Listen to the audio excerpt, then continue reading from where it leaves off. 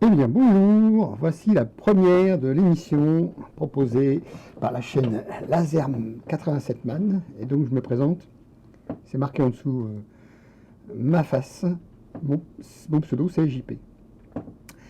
Donc j'espère vous voir nombreux popper dans le chat aujourd'hui, j'espère, pourquoi pas. Comme vous voyez, Laser 87 Man c'est une chaîne qui est sur Twitch, mais comme je ne suis pas encore partenaire, la visibilité des vidéos, c'est de 15 jours maximum. Donc, je reporterai aussi sur YouTube, comme vous le voyez à l'écran, les vidéos enregistrées sur le live, par contre. Excusez-moi, sur le live. Et donc, voilà. Nous allons commencer par la première des choses, c'est qu'est-ce que le laser? Le laser, c'est quoi? Alors, Wikipédia nous dit que le laser, c'est un acronyme issu de l'anglais. Je vais essayer de vous agrandir tout ça. Hop.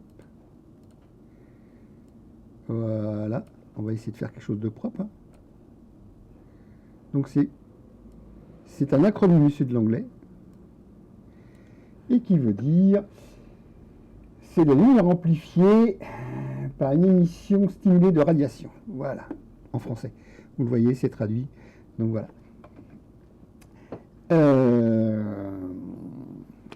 Donc, cette lumière émise, c'est une lumière dite cohérente. Cohérente parce qu'elle va juste dans un seul sens et qu'elle est excitée par un seul type de photon. Donc, tous la même longueur d'onde, la même couleur. Et donc, ce qui fait que, comme cette lumière est excitée seulement par un seul type de photon, elle est donc cohérente, elle va dans un seul sens, donc tout droit. Pour obtenir cette lumière, on est obligé de l'exciter et de la pomper. Le laser CO2, lui, est simplement, comme vous allez le voir ici, voilà, c'est une excitation des photons, donc, dans une longueur d'onde.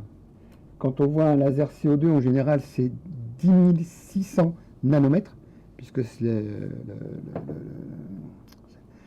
le calcul de cette longueur d'onde est en nanomètres, donc 10 600 nanomètres, et c'est composé simplement de voilà, une source électrique, donc une excitation.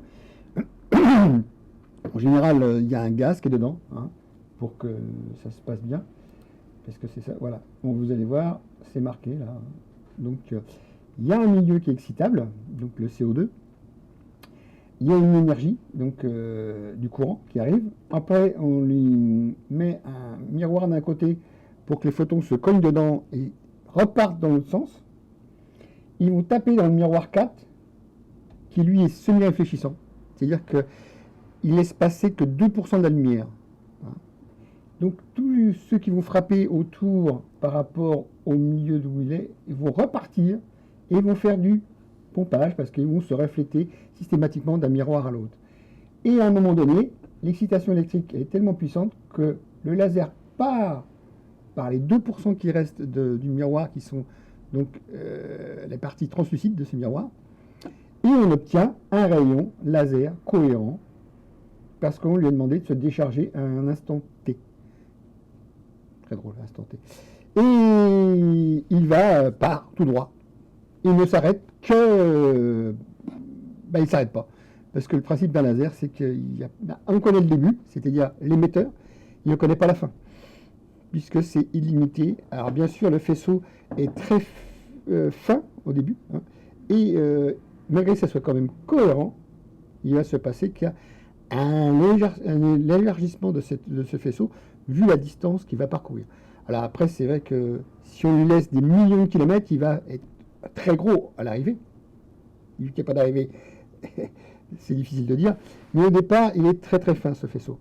Puisqu'on a le miroir qui reçoit, qui laisse passer cette longueur d'onde et un tout petit trou pour éviter que ça ne parte dans tous les sens. Donc ce qui fait que le rayon laser, lui, est très fin à l'origine. Il est de quelques millièmes Et après, il s'élargit au fur et à mesure, mais il est toujours rectiligne et rien ne l'arrête. Donc on peut envoyer un rayon laser à partir du sol dans les airs, et tout ce qui passera dans ce rayon-là sera touché. Et voilà, on s'en sert aussi.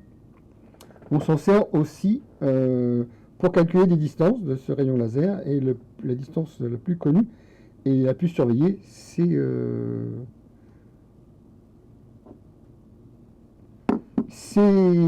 simple, c'est la distance Terre-Lune qui est calculée très régulièrement, et on s'aperçoit que la Lune s'éloigne de quelques centimètres par an de nous. C'est très très faible, c'est de l'ordre de 2 à 3 centimètres, je crois. Et donc voilà, le laser nous permet diverses options. Il n'y a pas que de la gravure ou que la découpe, il y a aussi l'épilation par laser, c'est-à-dire qu'on va chercher sous la peau le bulbe et on le brûle. C'est très rapide, hein, c'est très très rapide, puisque sinon la peau se verrait probablement brûlée ou tatouée, on va dire, si c'était pas extrêmement rapide. Donc il y a plusieurs types de lasers. Le principal, nous, c'est la diode laser et le laser CO2, puisque c'est en général ce qu'utilisent en particulier les gens qui font du hobby et qui ont une passion et qui veulent faire de la gravure ou de la découpe pour X raisons. Après, il y a l'industriel, il y a le laser industriel qui lui fait de la découpe sur bois avec un fort rayon, 150 watts minimum. Et après, il y a un autre type de laser, c'est carrément la découpe métal ou de la gravure métal, sachant que la diode et le CO2 ne peuvent pas graver sur le métal, tout simplement. Donc voilà, le principe est ça. Alors, on va regarder la chaîne. Non, même pas la chaîne, on va revenir sur la chaîne. Donc il y a plein de vidéos qui sont déjà là, hein. Donc vous voyez, il y a depuis un certain temps, le laser est intéressant et il m'intéresse. Vous voyez, depuis 5 ans, il y a déjà des gravures laser. Après, il y a 2 ans, j'ai créé carrément ma machine. Voilà. Je ne sais pas si on va la voir. On va couper le son parce qu'il n'y a pas besoin de son. Là, je pense qu'on va avoir une grande image qui ne sert à rien, qu'on va remodifier. Voilà.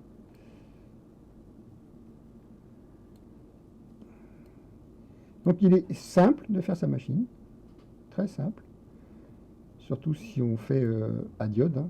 C'est très très simple de faire à diode, puisque, hop là,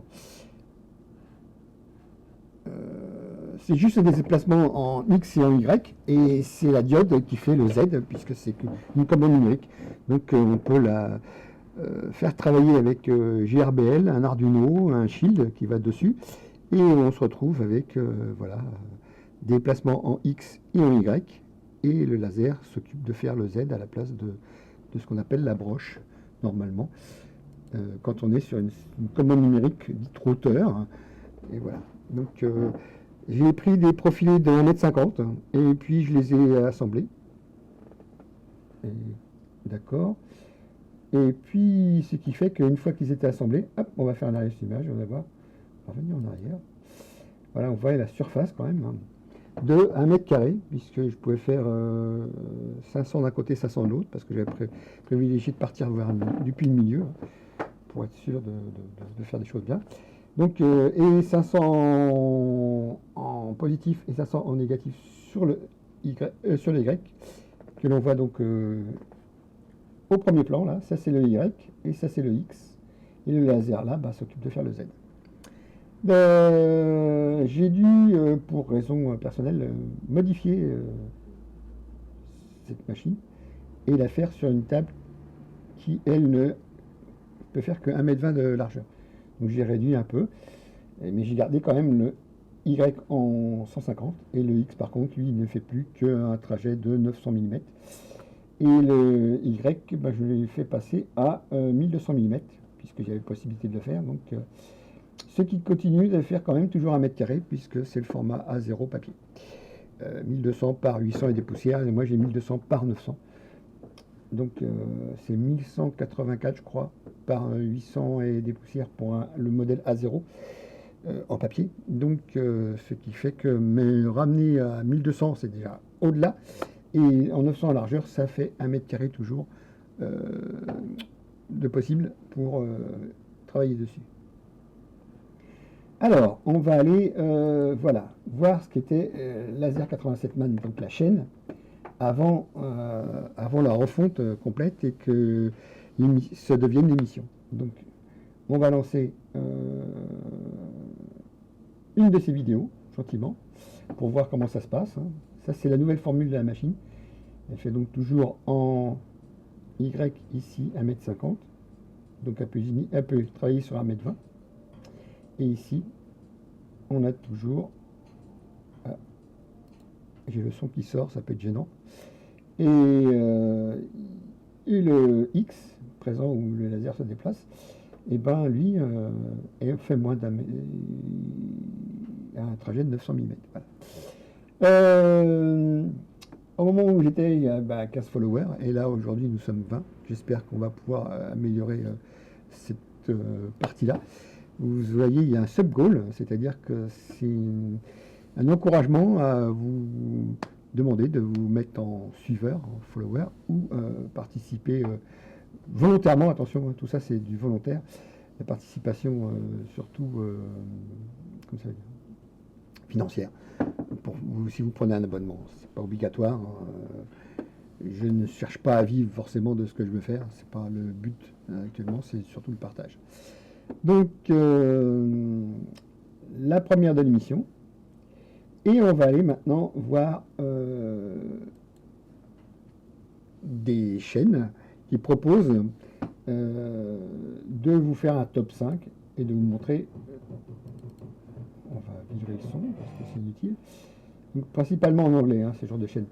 Donc, là, ils vous proposent une commande numérique où ils ont mis à la place de la broche un laser.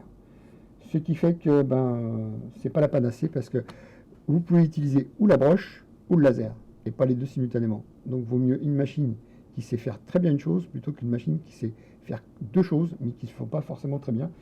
Et je ne vous encourage pas à acheter cette machine, c'est carrément de la caille qu'on appelle. C'est un petit prix, mais c'est de la caille. Donc ça ne sert à rien. C'est juste pour vous montrer que c'était existant. Là, nous avons aussi une petite machine qui marche sur diode. Et cette petite machine, elle, apparemment, il a réussi à faire du gravage sur l'aluminium, mais en trichant un peu. Voilà, hein, il triche un peu. Il utilise un procédé qui fait que normalement, on ne devrait pas pouvoir faire sur le métal, mais apparemment, il l'a fait ici. Là, il l'a fait sur bois. Mais c'est un laser de 20 watts, je crois, d'une société qui a sûrement comme... Voilà, encore l'exemple de la première machine, à ne pas suivre. Ne cherchez pas à mettre une commande numérique classique en laser. Moi, je l'ai fait parce que c'était la machine que j'ai faite, non pas achetée.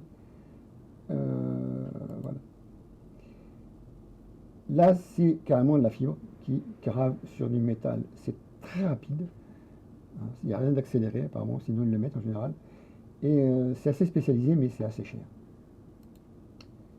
Donc on va voilà, revenir sur une autre chose. Là, voilà, ça c'est bien. Ça. Vous allez voir. Attendez, on va revenir à quelques instants en arrière. Voilà. Vous avez vu une chose. Il faut que je fasse taire là à chaque fois. C'est que vous voyez des flashs de lumière. Et cette lumière-là, il ne faut pas la voir, il ne faut pas la regarder, le moins possible, puisque c'est du laser et c'est dangereux, parce que les yeux peuvent être brûlés par... Voilà, j'ai un léger décalage entre la réalité et ce que je dis. Alors, donc voilà, vous voyez les flashs de lumière. Bon, Ortur est une marque commune actuellement, qui propose deux machines qui sont basées sur le même principe, hein, les explacements en X et en Y, bien sûr, et le laser fait le Z. Ceci est le grand format de chez Ortur, 430 par 400, je crois, en déplacement. Pardon. Et donc, on peut monter jusqu'à 20 watts consommés, restituer 7,5-8. Et elle est très bien puisque si on la démarre et qu'à un moment donné on débranche le câble, elle va s'arrêter automatiquement. Si on la bouscule un peu fort, eh ben, le laser va s'arrêter aussi s'il est allumé. Et si le laser est toujours au même endroit trop longtemps et décide de couper pour éviter de déclencher un feu, parce qu'en général, on grave sur du bois. Et graver sur du bois, c'est dangereux parce qu'on fait carrément de la flamme si on ne fait pas attention. Et consumer du bois, c'est dangereux parce que après vous pouvez très bien vous retrouver avec des problèmes d'assurance parce qu'ils ne géreront pas le fait que vous ayez mis le feu vous-même, parce qu'ils vont dire vous n'étiez pas à côté de votre machine et que vous avez fait l'andouille. Donc la gestion de votre feu, de votre incendie, ne sera pas prise en compte et vous pourrez toujours pleurer auprès des assurances. Elles ne vous prendront jamais en compte. Sachant que en général, chaque machine est fournie avec une paire de lunettes. Et cette paire de lunettes est de couleur verte parce que le laser est bleu-violet et contrecarre en grande partie, et bien en grande partie seulement, le rayon laser. Ne le regardez jamais de face, n'allumez jamais votre laser face à vos yeux. C'est une erreur monumentale. Ne laissez pas un animal se promener à proximité, un enfant ou qui que ce soit qui ne comprend pas ce qui se passe et qui a envie de mettre la main aussi, parce que, voyez-vous, on voit le point, mais on voit juste le point, on voit pas le faisceau. Et le faisceau, lui, il est toujours actif. Si vous voyez le point, c'est que le faisceau est actif. Donc il peut potentiellement vous brûler et vous causer des dommages. Donc ce qui serait irresponsable, à mon avis, c'est ça. Voyez-vous la force et la puissance du flash face à la caméra. Imaginez que vos yeux voient en direct ça. La caméra, là, c'est un filtre pour vous. Et en plus, regardez bien l'image au fond. Il y a un reflet qui se fait. On voit le rayon laser se déplacer en reflet sur le mur. Puisque la barre qui transmet le mouvement d'un côté à l'autre, elle est polie, on va dire. Et le rayon reflète dessus et est réémis. Ce qui veut dire qu'un laser est potentiellement extrêmement dangereux si on le regarde, même par réflexion. Parce que c'est quand même une lumière qui est émise. Et en plus, on utilise la qualité du laser qui est de chauffer. C'est une lumière qui chauffe, parce qu'elle est concentrée. Plus elle est concentrée, plus elle chauffe. Ce qui fait que si on arrive à faire un micro-point sur l'objet qu'on veut graver, eh ben, dites-vous que même s'il réfléchit, il ne sera pas beaucoup plus gros, même réfléchi. On voit bien que même s'il réfléchit, il a une certaine grosseur, mais il peut toujours être potentiellement dangereux. La réflexion d'un laser, c'est dangereux. Donc, je ne vais pas le répéter 25 fois, mais c'est un minimum de précaution à prendre. Donc, quand vous travaillez vous-même, restez déjà à proximité de la machine pour voir s'il ne se passe pas un incendie, s'il ne déclare pas un incendie. S'il n'y a pas de souci, mais par contre, évitez de respirer les vapeurs qui sont dégagées au moment de la brûlure. Quand vous brûlez, vous dégagez automatiquement une vapeur. Ah, il faut que je coupe ce son parce qu'il va se refléter dans le micro. Donc, il a toujours une fumée, et la fumée peut être toxique suivant ce qu'on souhaite graver. Il y a des matières qu'il ne faut surtout pas graver, c'est les polycarbonates, les PVC et autres qui dégagent des chlores quand ils sont brûlés. Ou alors, travailler dans une pièce très aérée, et comme actuellement ma machine est dans une pièce où il y a du chauffage que je mets, puisqu'il commence à faire froid dehors, je ne grave plus, puisque je ne peux plus évacuer les fumées vu qu'elle n'est pas couverte et que je n'ai pas d'évacuation à l'extérieur. Donc, si vous voulez être tranquille, faites un capot, faites une protection, mettez une extraction qui va à l'extérieur. Envoyez cette fumée toxique à l'extérieur. Ou même si elle ne vous semble pas toxique, mettez-la toujours à l'extérieur. Ce qui fait que vous risquez moins de vous intoxiquer et de vous retrouver avec des poumons dans quelques années qui seront plein de trous parce que vous avez aspiré des cochonneries. Alors, ici, nous avons un modéliste qui s'est amusé à découper du balsa. C'est un bois très tendre. Là, nous avons de la gravure et apparemment, il teste les rapidités et les puissances à chaque fois qui sont émises par le laser. Donc on voit que il a fait ce qu'on appelle un abac. Ah, tiens, il a pris d'un autre côté. Ah oui, d'accord.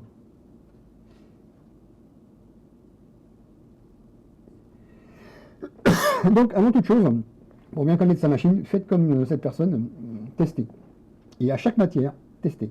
Prenez un bout de cette matière avant de l'usiner et testez. Faites des tests, regardez, voilà, on va voir ce qui s'est passé. Il a mis à certaines puissances et à certaines vitesses son laser, et ce qui fait qu'il a obtenu des résultats complètement différents, bien sûr, en fonction du temps passé.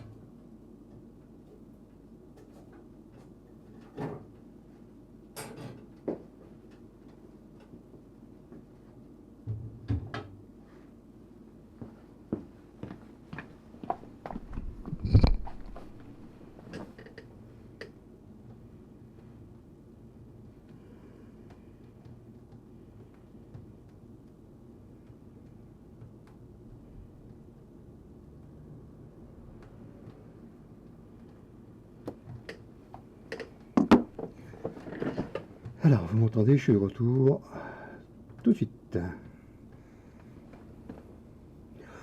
Excusez-moi. Et oui, un petit peu de fumée qui s'est évacuée de ce poêle. C'est comme tout, hein, la fumée, ça peut être dangereux. Alors, nous disions que, avant toute chose, il vous faut tester à chaque fois la nouvelle matière que vous utilisez. Excusez-moi, un petit retour. Parce que vous aurez des surprises à chaque fois. Peu importe la matière, surtout si c'est du bois. Alors il existe des contreplaqués, hein. Vous connaissez le principe, contreplaqué. Une feuille, une autre feuille, une feuille, une autre feuille, ainsi de suite. Hein. Et bien sûr, elles sont croisées à chaque fois pour obtenir une rigidité importante. Il y a de la colle pour agglomérer tout ça. Il y a des matières, il y a des essences qui font que il y a du peuplier, du bouleau. Après, il y a des qualités. Il y a la qualité aviation. Vous savez que vous n'aurez aucun trou à l'intérieur parce que c'est toujours les meilleures feuilles. Vous avez des qualités ordinaires où, si vous usinez ça, vous pouvez avoir un trou dans l'épaisseur. Ça peut être gênant si on est tatillon. Mais pour de la gravure, on est toujours en superficiel. On attaque un dixième de l'épaisseur de ce bois, donc vous ne verrez pas les trous puisque c'est toujours à peu près la même surface que vous usinerez. Donc, ou alors après, si vous découpez, il faut être patient. Avec un laser de 20 watts, attention, de courant consommé et non pas de courant restitué, ce qui fait à peu près du 7 à 8 watts réel, il faudra bien sûr faire plusieurs passes et être patient puisque à chaque passe, il entamera une petite couche et au fur et à mesure, vous obtiendrez la découpe. Avec une diode. Par contre, avec un laser CO2, il est plus facile de passer à travers en moins de passes, voire des fois une seule passe si c'est du 3 mm, peut-être deux passes si c'est du 5 mm, suivant la matière que vous utilisez. Et alors, en laser CO2, les précautions sont encore plus importantes à prendre, puisque là, c'est sûr, vous ne verrez que l'impact. Mais comme c'est un rayon qui est renvoyé par miroir, et déjà, il faut le régler. Il faut régler les miroirs pour que ça ait le meilleur impact possible sur la tête, mais aussi ce rayon est invisible. Démarrez-le, faites un impulse et mettez un bout de papier entre les miroirs. Vous verrez, le bout de papier va noircir, peut-être même va reprendre feu, et vous n'avez pas vu de rayon. Donc ce qui fait qu'à un moment donné, les précautions d'usage, c'est toujours faire attention à ce que l'on fait et ne jamais laisser qui que ce soit tripoter la machine sans avoir un adulte ou sans être responsable de soi-même. Voilà. Alors maintenant, on va montrer ce qu'est une construction DIY. Donc, do it yourself en français, ça donne faites-le vous-même. Elle a l'air relativement courte cette vidéo. Donc, la personne va nous montrer les déplacements, les butées de fin de course et son matériel utilisé. Voilà. Donc, c'est un matériel assez courant utilisé sur les lasers CO2. Et ces lasers CO2 ont, enfin, ceux qui ont déjà un tarif important. Hein. On passe déjà à 1500 euros quand ce genre de matériel est utilisé. On va voir ce que c'est. Hein. On l'a déjà vu. Yep, voilà. Alors, sur l'image, c'est un écran qui n'est pas tactile, qui permet de voir en gros ce qu'on va usiner. Et après, il gère, l'écran gère un module qui lui envoie les coordonnées directement au ce qu'on appelle les steppers, c'est-à-dire que c'est l'électronique qui interprète la puissance, le sens de rotation et l'allumage du laser par l'intermédiaire de son électronique. Voilà. Donc tout ce que vous envoyez comme code, là c'est sûr qu'il le fait à vide, il n'y a aucun miroir. Le miroir normalement devrait être là et réfléchir dans celui qui se trouve là, qui envoie dans la lentille, qui elle, excusez-moi, va concentrer le faisceau pour obtenir de la chaleur le plus possible et de la découpe. Parce que comme vous savez, la concentrée de la lumière par une lentille, on obtient une chaleur importante qui n'a pas pris une loupe et testé sur un bout de papier ou un bout de bois ou malheureusement sur certaines fourmis, qui n'a pas testé avec un rayon de soleil, prendre une loupe et tenter de faire le point d'impact le plus faible possible pour obtenir la chaleur la plus importante. La concentration de chaleur émise par un laser est importante pour obtenir le meilleur résultat. C'est pour cela qu'il faut faire le point avec une focale. Il y a plusieurs types de focales. Sur les lasers diodes, on peut faire manuellement avec le fait qu'on fait tourner une bague qui contient la lentille, qui fait qu'on concentre plus ou moins. Et là, c'est la hauteur entre la pièce et la lentille qui fait qu'on obtient le meilleur laser, le meilleur rayon. Alors vous voyez, il vous propose d'autres choses. Je peux vous encourager à aller voir cette personne, Tommy Desrochers, qui lui a fait des essais et vous explique encore mieux que moi que le danger est important puisqu'il a eu un départ de feu. Et oui, il a fait très vite. Hein. C'était un petit départ de feu, il a fait très très vite. Il a réussi à maîtriser, puisque son atelier existe toujours, il a réussi à maîtriser très rapidement ce départ de feu, puisqu'il avait mis une caméra pour surveiller et qu'il n'était pas loin. Donc il a obtenu un résultat rapidement. Il a pu éteindre ce feu et donc faire en sorte que... Donc voilà, je ne fais aucun placement de produit parce que vous voyez des noms de marques. Et c'est une marque très connue actuellement, hein, parce qu'elle fait le forcing, enfin elle fait le forcing. Elle envoie facilement ses produits aux streamers, enfin aux youtubeurs, parce que voilà, moi je suis streamer, eux sont youtubeurs. C'est-à-dire qu'eux font des vidéos, moi je fais des lives. Mais ils peuvent faire des lives aussi sur YouTube, mais bon, ça n'est pas le propos. Donc, monsieur Tommy Desrochers a commencé il y a un paquet d'années par l'impression 3D. On voit bien d'ailleurs une imprimante à côté de lui, des choses. Il a réussi à bien créer sa chaîne et il prospère bien. C'est un Québécois qui parle très bien français. Vous verrez, les expressions qu'il utilise, quelquefois, peuvent surprendre, mais elles sont en très bon français, au contraire, puisque nous, on a un petit peu bâclé notre langue et vendu aux anglo-saxons. C'est un détail. Donc voilà, ce monsieur va vous en dire plus. Vous voyez, hop, et on va revenir sur le détail où il est avec ses lunettes. Voilà. Et il a fait l'effort de trouver des lunettes qui sont plus importantes au moment de filtrer par rapport à celles qui sont fournies. parce qu'il n'avait pas forcément confiance, même si c'était déjà important. La partie filtre, il a carrément commandé une paire de lunettes à quelques dizaines de dollars, voire plus. Et attention, ce sont des dollars canadiens. C'est pas la même chose que le dollar américain, mais enfin bon, c'est le dollar canadien. Donc la parité n'est pas la même. Et donc il a préféré se commander ses propres lunettes et faire des essais avec. Et il s'est rendu compte que c'est encore plus efficace puisque les lunettes qu'il a achetées, on voit sur lui, peuvent filtrer plusieurs gammes d'ondes dans les nanos de 400 à 800 nanomètres et après de 10 600. Enfin, elle prend aussi les 10 600.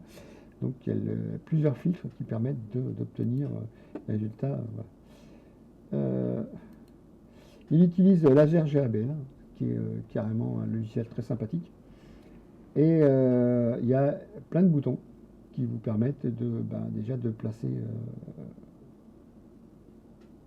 la pièce en place, de faire un test laser à très faible capacité, c'est-à-dire 1 millième ou 1%. Enfin bon, ça dépend comment c'est géré.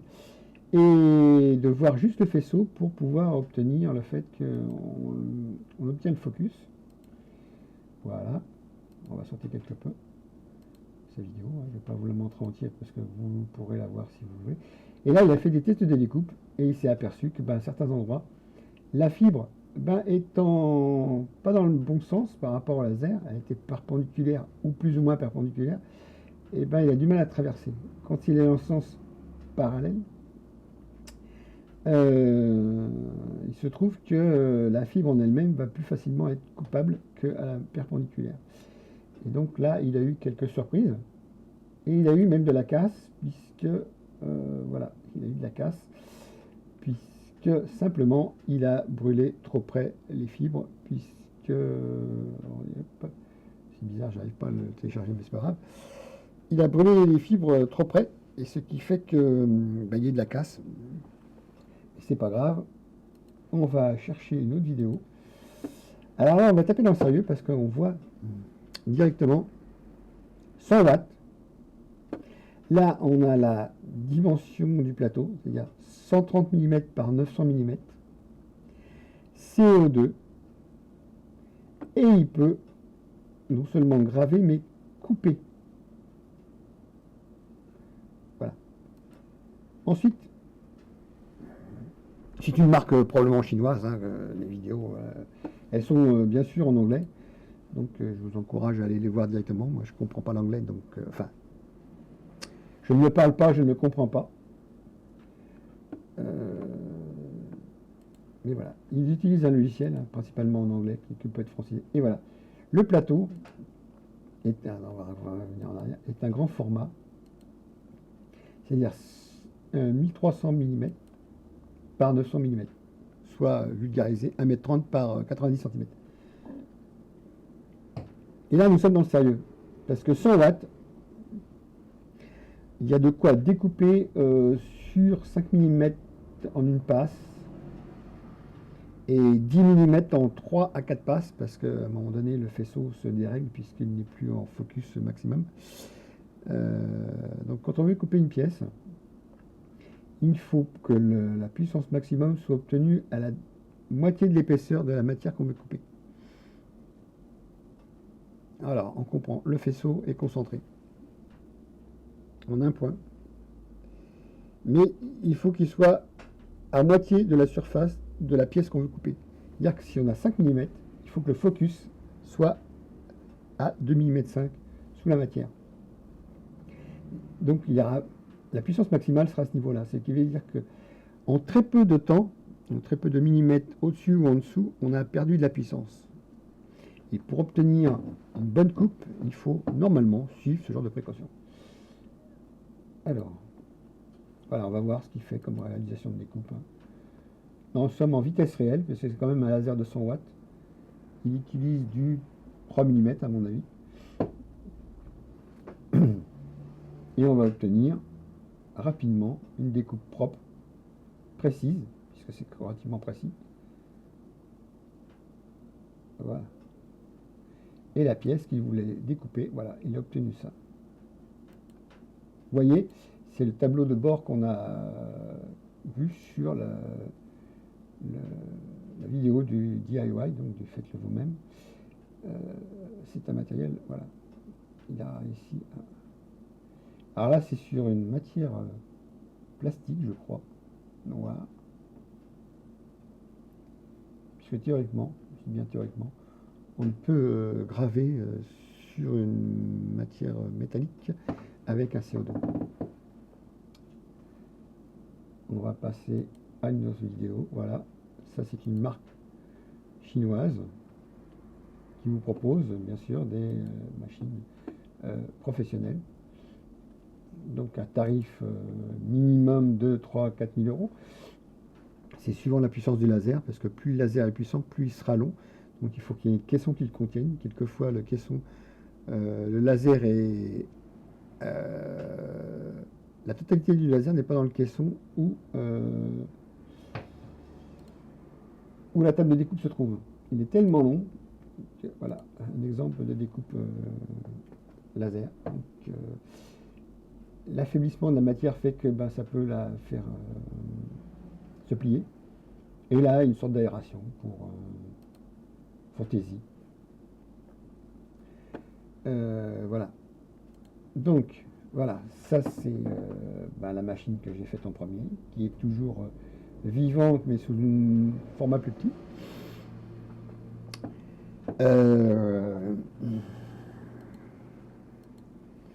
Il est 15h39. Si vous avez des questions à poser par rapport à ce que j'ai pu vous dire, à ce que j'ai pu émettre comme...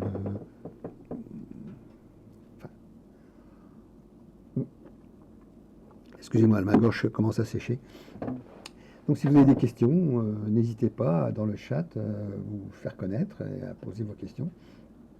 J'approfondirai sûrement le sujet prochainement. Ceci étant la première, faut bien débuter un peu. Et il faut simplement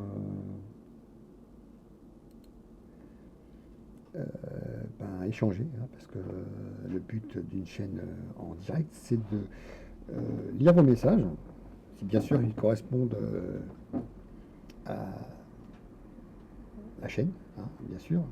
Vous éviterez les questions privées, puisque voilà, vous avez juste à savoir que la chaîne Laser 87 Man est présentée par JP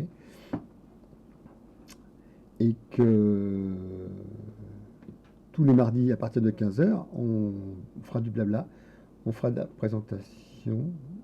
J'ai des soucis apparemment de retour. On fera de la présentation de produits. Alors attention, pas de placement, mais de la présentation. J'ai aucune machine qui m'est parvenue parce que j'ai fait aucune demande vu que c'est la première de l'émission.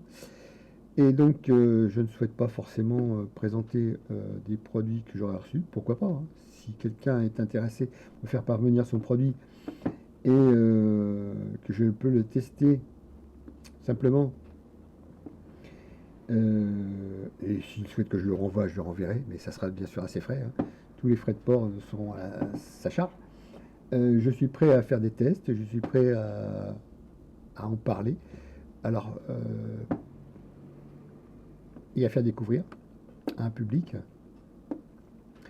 La semaine prochaine, je pense que j'aurai d'autres sujets, toujours sur le laser, mais on va faire un petit peu de découverte de produits. Attention, découverte de technologies utilisant le laser. Voilà, pas de produits forcément. Je vous ai parlé de l'épilation, donc ça c'est un des domaines. En général, c'est médical ou paramédical.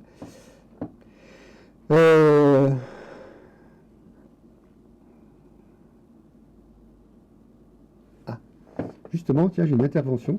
Alors, le fuel, oui.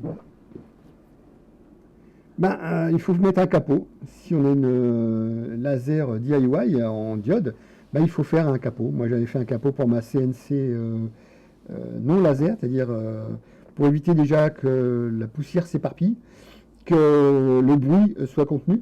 Donc, on peut faire la même chose sur une laser. Hein. Si on la crée soi-même, on crée un capot et on fait que on met un ventilateur d'extraction.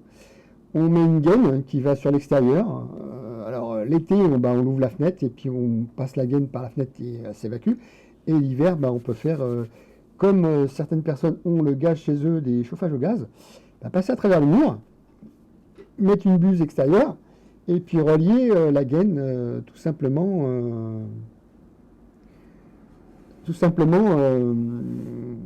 à l'extracteur.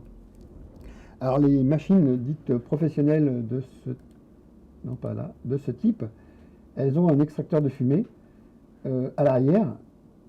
On va aller voir une chose, c'est qu'on va faire un truc. On va aller sur eBay. On va aller sur 100 watts par exemple. Voilà. Et quand on regarde les machines, tout simplement, ils fournissent de quoi les refroidir et aussi de quoi extraire les fumées. Donc hop, on va revenir sur les machines professionnelles tout en haut. Voilà, attention, c'est juste de l'information. Je ne place pas un produit. Voilà, alors il y a d'autres choses en général qu'ils ont fournies. Pardon. Alors l'amateur, lui, il va chercher une machine en CO2, 40 watts, et il va se faire pigeonner.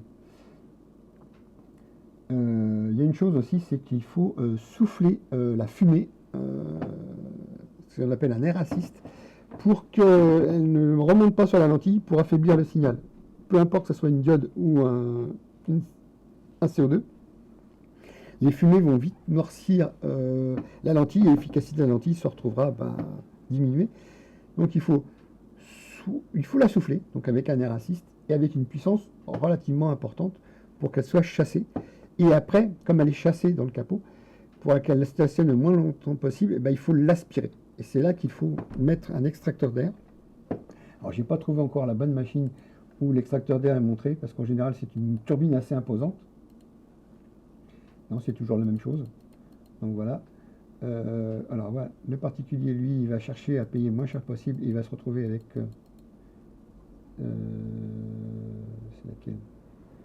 Une K40. Voilà, on peut la voir autrement. Hein. Alors, K40.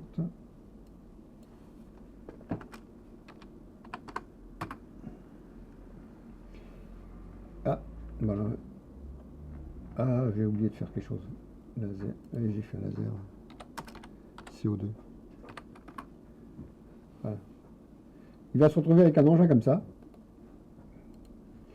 Et comme ça vient de Chine, et que c'est du bas de gamme, on se retrouve à ce que les gens crient parce que ouais, ça marche pas, ouais, c'est dangereux, ouais.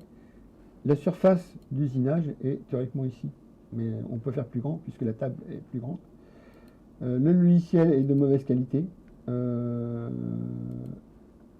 La machine est une base pour celui qui a déjà une CNC qui a envie de la modifier parce que là, il y a des choses à faire. Il faut changer la surface de travail. Il faut probablement modifier la carte électronique. Il ne faut pas hésiter à mettre les mains dedans. Et donc, on se retrouve avec des prix même déjà assez chers, 590 hein, pour avoir juste un capot et une tête laser et un laser de 40 watts qui, lui, va vite faiblir parce que c'est de basse qualité, ces 40 watts. Si on veut vraiment faire quelque chose, voilà, il y a les 335 euros, 342 euros. Alors, il y a ceux qui viennent d'Europe, qui sont plus chers en général. Et il y a ceux qui viennent de Chine. Alors là, franchement, je ne vous encourage pas à acheter cette machine, puisque c'est de la bas de gamme. Et bas de gamme veut dire, voilà, on voit la partie extracteur.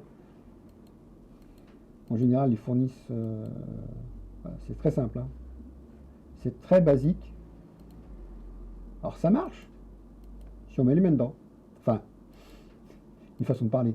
Ça fonctionne si on veut vraiment la faire fonctionner. Je vais vous parler aussi d'une autre personne qui a eu des soucis avec sa laser. On va les voir. Hop, pas ça, c'est pas grave. On va aller chercher cette personne. Hop là, qu'est-ce que je fais? On va revenir sur YouTube. Hop là. Voilà. On va revenir sur YouTube. abonnement, et on va aller chercher Crazy Maker. Et là, vous avez l'expérience laser, pardon, Crazy Maker, laser, CO2. Et vous avez l'expérience de quelqu'un qui s'est fait berner. Voilà. Il vous explique qu'il a commandé une machine. Déjà, il a commencé par la K40. Et bon, après, il a vu que c'était quand même ce qu'on appelle de l'acaille, hein, quelque chose qui ne fonctionne pas bien puisqu'il faut tout refaire à zéro. Donc, ce n'est intéressant que si on veut récupérer le tube laser, principalement, son alimentation. Car si on fait les achats un par un, c'est-à-dire le tube laser, l'alimentation, plus tout ce qui va autour, et ben on se retrouve à dépenser beaucoup d'argent. Mais si on veut faire comme moi je veux faire, c'est acheter cette machine-là, la dépouiller, et faire en sorte que le châssis que j'ai déjà actuellement, je le fasse modifier, parce que je vais enlever une grande largeur et une grande profondeur, on va dire. Et faire moi-même une machine à un prix relativement faible par rapport à... Oui, je vois, bien sûr, j'avais précisé, hein, c'était une façon de dire que les mains dedans, c'est que bien sûr tout est coupé, hein. On débranche même carrément la prise, et surtout, on ne met pas les mains dedans sans précaution, c'est-à-dire on ne laisse jamais le laser allumé pour mettre les mains dedans, hein. D'ailleurs, au début de ce live, j'ai parlé des précautions à prendre. Et donc, ne jamais laisser la machine seule tourner. Ne jamais regarder le faisceau laser, même avec les lunettes. Ça a beau être filtré, on ne sait jamais. Ne jamais laisser un animal traîner à côté, un enfant. Les précautions d'usage, c'est faire attention à ne pas mettre les mains quand c'est allumé. Ne pas regarder, ne pas mettre les mains, et surtout, mettre des vêtements qui sont inflammables. Ininflammables, pardon. Ininflammables. Le coton, principalement, en général. Une flamme vive, il le supporterait. Là, c'est pas une flamme vive, c'est encore plus concentré. Donc, ne jamais se retrouver seul non plus quand on fait ce genre de choses. Parce que si on risque l'accident, ça serait dommage de rester par terre. Donc, parce que c'est de la haute tension qui est utilisée, hein. C'est comme sur les voitures, hein. Il y a beau avoir des batteries de 12 volts, il y a de la haute tension quand même. Donc là, c'est le même principe, hein.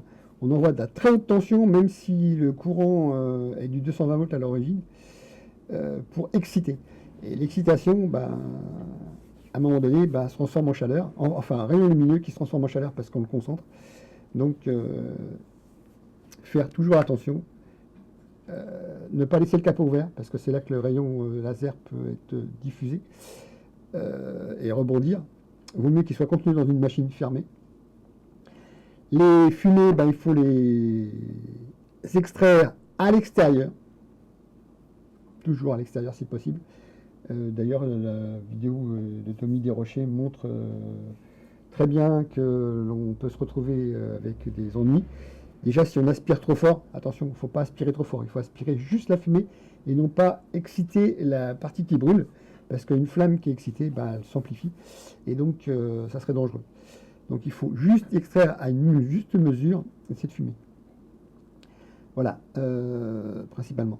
Sinon, on se retrouve avec des incidents et des incendies. Et là, si vous n'êtes pas un professionnel, vous n'êtes pas assuré pour, vous pleurez parce que votre assurance ne prendra jamais en compte les dégâts occasionnés par votre machine. Surtout qu'ils ne sont pas au courant que vous avez ce genre de choses chez vous.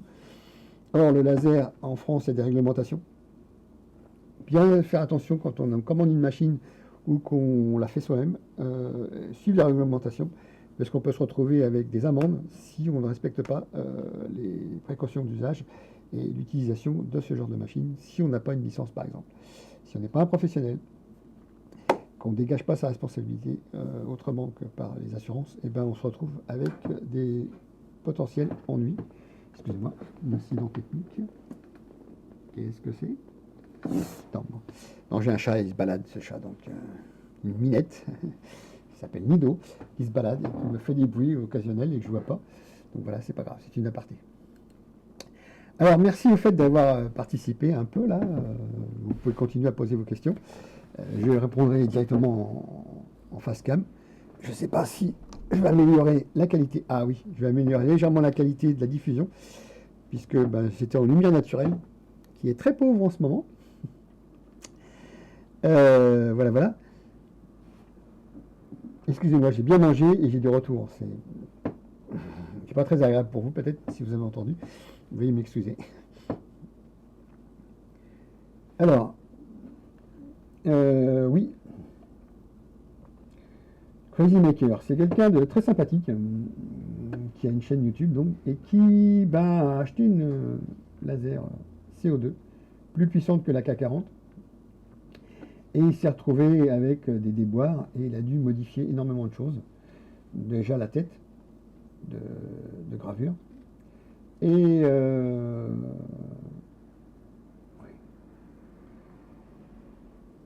changer 2 fois de laser puisque celui qui est arrivé dans la machine était de mauvaise qualité, il a cassé très vite.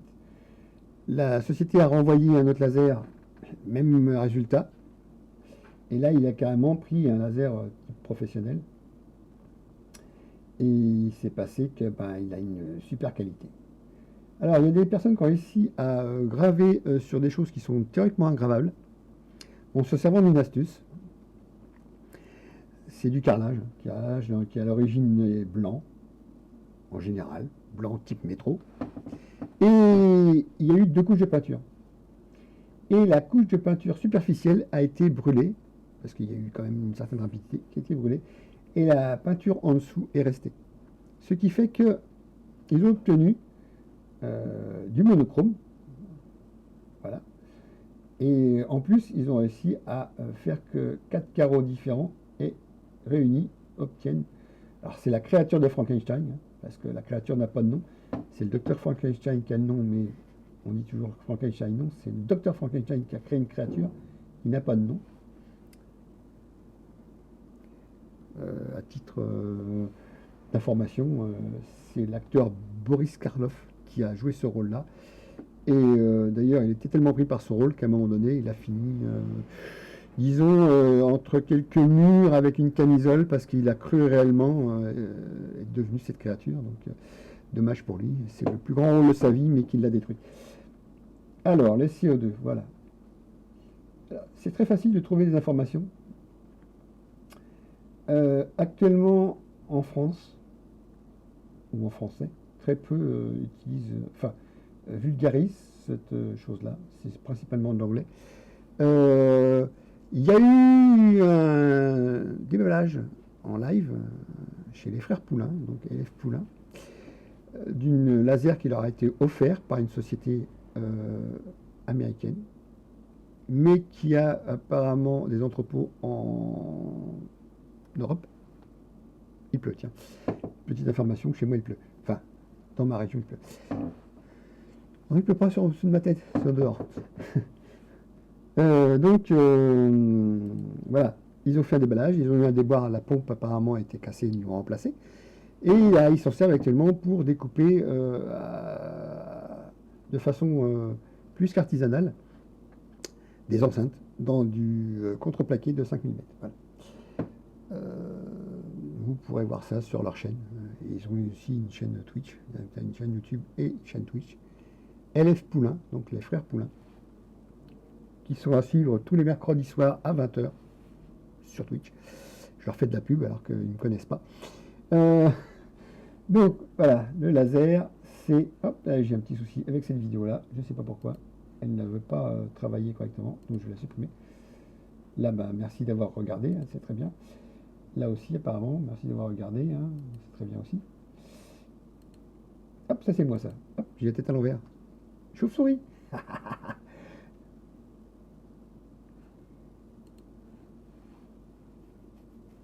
Donc nous la revenu sur la chaîne YouTube. Ouais, alors, j'ai un petit truc, non, on va peut-être pas le voir tout de suite, si. Voilà. Alors, on a vu...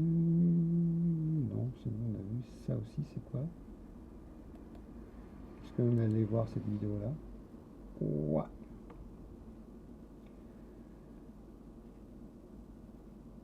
Apparemment, il s'amuse. Ah voilà, c'est vrai, il s'amuse à faire des dessous de verre, on va dire. Parce que vu la grandeur, ça sert plus des dessous de verre. Et voilà. Ah, c'est en anglais, hein, donc vous traduisez vous-même, hein. Donc on va revenir sur la chaîne.